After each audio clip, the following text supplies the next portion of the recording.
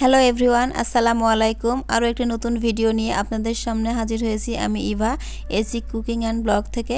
আশা করি বরাবরের মতো আমার এই রেসিপিটি ভালো লাগবে। আজকে আমি আপনাদের জন্য করে দেখাবো ছিটা রুটি বা ছিটা পিঠা। আশা করি সবার ভালো লাগবে এবং খুব অল্প সময়ে রেসিপিটা সবাই শিখে নিতে পারবেন। তাহলে চলুন শুরু করা যাক আজকের রেসিপি। প্রথমে আমি পরিমাণ মতো চাউলের গুঁড়া নিয়ে নেব।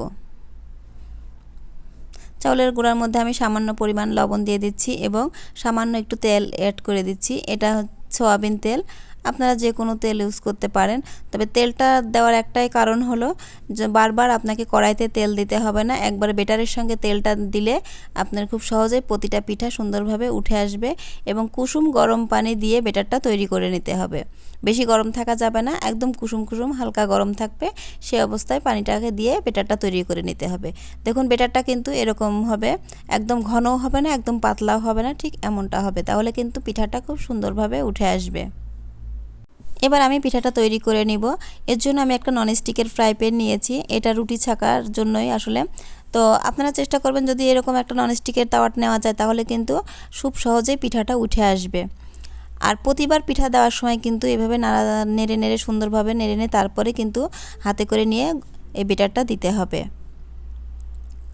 একবার দেওয়ার পরে কিন্তু চাউলের গুঁড়াটা নিচের দিকে জমে থাকে, এজন্য বারবার নাড়াচাড়া করে তারপরে দিতে হবে। এবার আমি বেটারটা অল্প অল্প করে নিয়ে এভাবে হাতে করে নিয়ে ছিটায় ছিটায় দিয়ে দিব।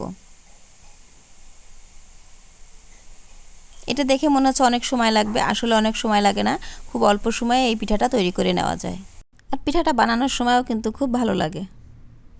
এটা দেওয়ার কিছুক্ষণ পরেই দেখবেন চারপাশ থেকে একটু উঠে উঠে আসবে, তখনই বুঝতে হবে যে পিঠাটা হয়ে গেছে, তখন এইভাবে উঠায় নিতে হবে।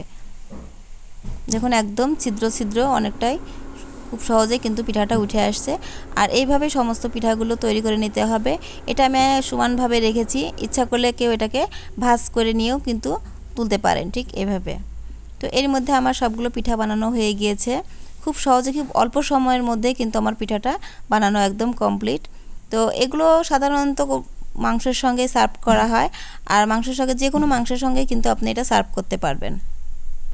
এই ছিটা রুটি কিংবা ছিটা পিঠাটা আমি যখন প্রথমবার দেখেছিলাম তখন আমার কাছে খুব অবাক লেগেছিল।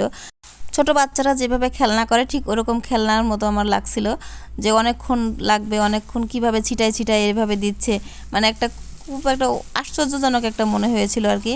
তো এখন বুঝতে পারি যে আসলে এটা খুব একটা মজার একটা বিষয়। তো ভালোও লাগে, করতেও ভালো লাগে, খেতেও ভালো লাগে।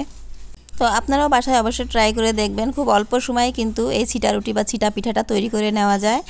তো আজকের মতো এখানেই বিদায় নিচ্ছি। সবাই ভালো থাকবেন, সুস্থ থাকবেন। আল্লাহ হাফেজ।